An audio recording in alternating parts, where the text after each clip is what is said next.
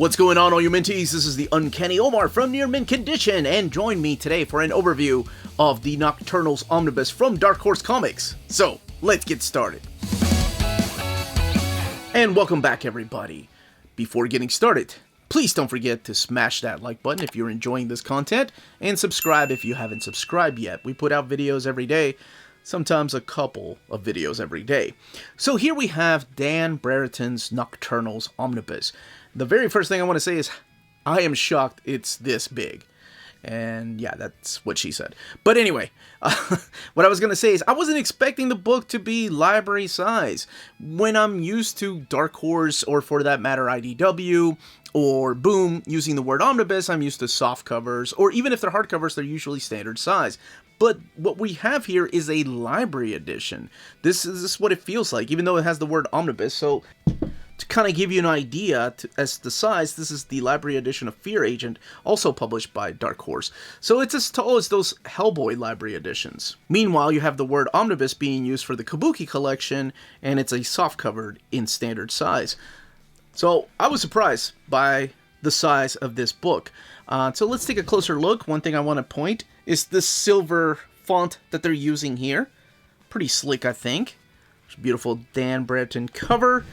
And then here's what the spine looks like. So you have these pumpkin orange, because 'tis the season for pumpkin spice latte, I think. At least that's what the Astonishing Melody tells me. But volume 1, because there is a volume 2. It's already been solicited for next May. And here is the back with Halloween Girl. No dust jacket. The crazy thing, this book retails for $29.99. And I say crazy because we've had a book this size, not as many pages as Madman, but Madman came out and that thing was $99.99. And this book is just as tall as Madman. And let's go ahead and get this open and talk a little bit about the story and show off this beautiful artwork. Okay, so let's get this book opened. Here are your main key players, by the way, like Doc Horror, Halloween Girl, and all the other characters that will show up through this particular collection. Here is what the bookend pages look like.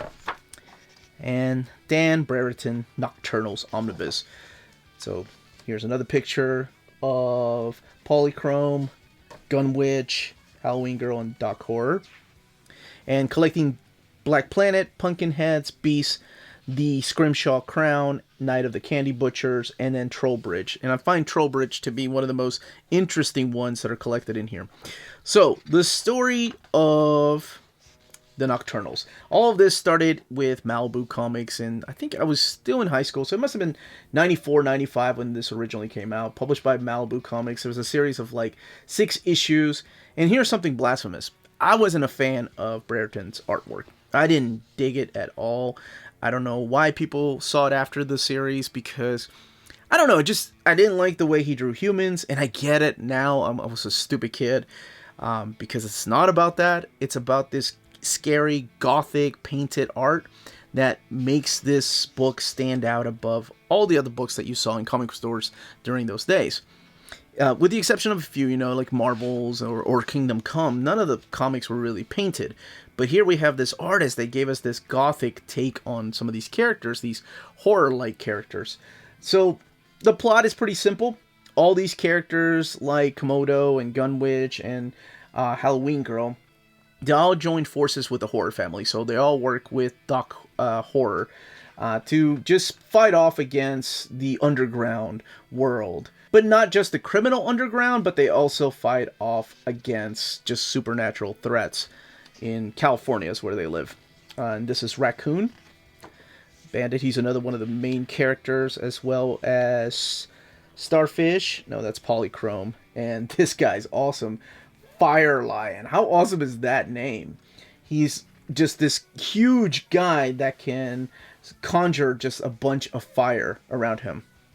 Sometimes he uses a sword. Sometimes he uses his fist. But look at this artwork. What the hell was wrong with me not digging this as a kid?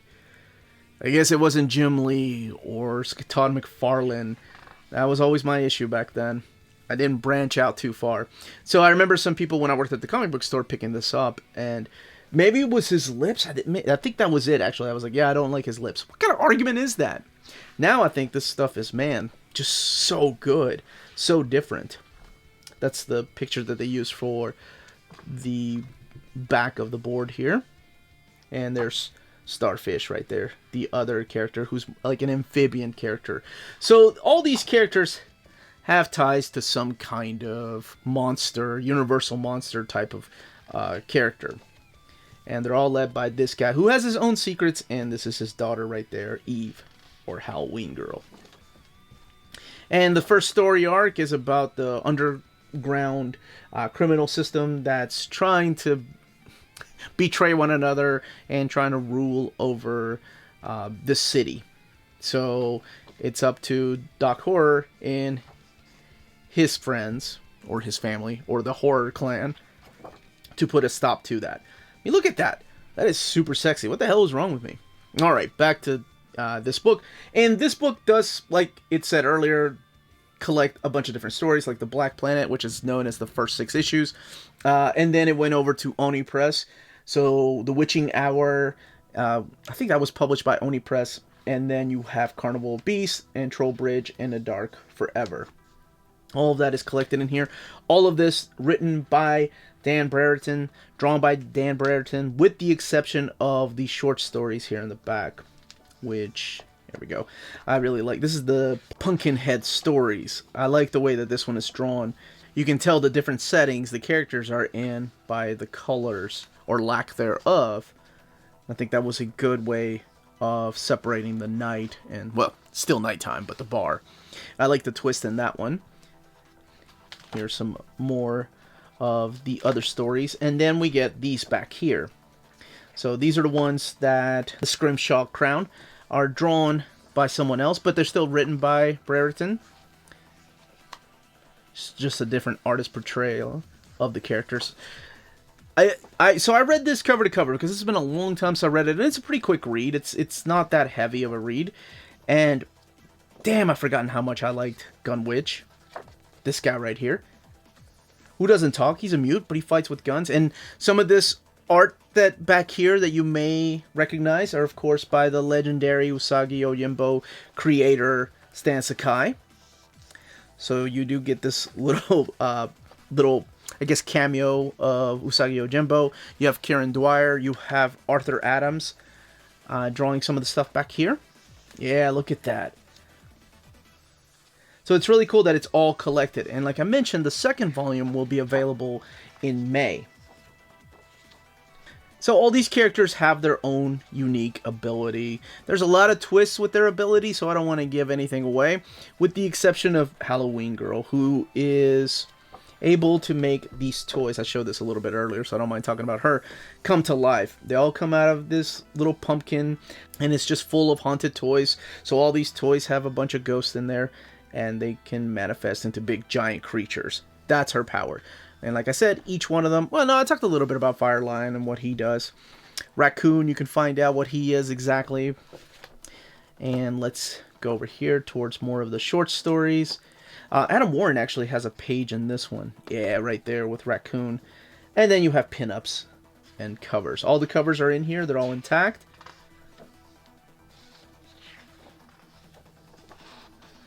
I really like that picture of Polychrome. And here's some more of the trade paperbacks. There's the afterwards all collected in here. And Brereton even did artwork for Rob Zombie, like one of the albums for Rob Zombie. Because he saw his art and he was like, yeah, I gotta get that guy on one of my books. Now, the paper quality is this really thick, glossy paper. And honestly, for the price, I'm just shocked that we get this type of collection for $29.99.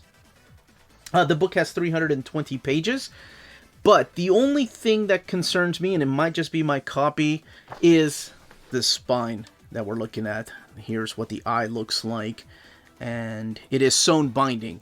Now, it could be a cosmetic thing, or it could just be my copy, but because I'm so used to the headband actually having some cloth there, but this is just all of this is going into this ribbon, so the inner spine has this, almost feels like it's going to snap look to it. It's something that I've seen before with Ninja Turtles, the TMNT IDW Collection Volume 1 that people had issues with. I don't know if it's going to be problems down the road the more I read it. And like I said, I've read this cover to cover, but this is what my eye looks like. I think, like I said, I'm so used to just cloth being there in the headband that could just be a cosmetic thing. But the book lays over really nice. So hopefully it's just a cosmetic thing. Maybe things like that just worry me a little bit. But as you can see, whether it's in the front or the back, the book does lay over really nice. This was a nice surprise, and I wish I had read this before the ending of October. But hey, I still got a manga video coming out too, so... Or did I do that already? I can't keep up with when I film these, but that, as they say, is that. If you're interested in purchasing this book, don't forget to check out our sponsor, cheapgraphicnovels.com, your online home for brand new graphic novels and collected editions up to 50% off cover price. They pride themselves on packaging your books so they arrive safely and in excellent condition, as well as prompt and helpful service. Check out the bargain deals for up to 90% off cover price. CGN is excited to announce that they are now taking pre-orders. They're making it easier for you to ensure that you don't miss out on the hottest releases. CGN is currently running a special promotion for you Minties. If you're a first-time customer, let them know that you were referred by Near Mint Condition at the checkout, and you'll receive a credit for free shipping on your next order. This promotion is valid for U.S. customers only. Cheap Graphic Novels, your source for the hottest books with the kind of deep discount and quality shipping and customer service that will keep you coming back for more. And that was the content, the page count, and build of this omnibus. Let me know in the comments down below if you've picked it up, if you've never heard of this, if you used to read it back when it was with Malibu and Oni Press or Dark Horse years, and you want to pick up this oversized hardcover. This was a big surprise for me. I had no idea it was going to be this big. Again, this was the Uncanny Omar. Thank you all so much for watching. Don't forget to smash that like button. If you have any more questions, leave them down below. And remember, everyone, please stay healthy, stay safe out there, and much love.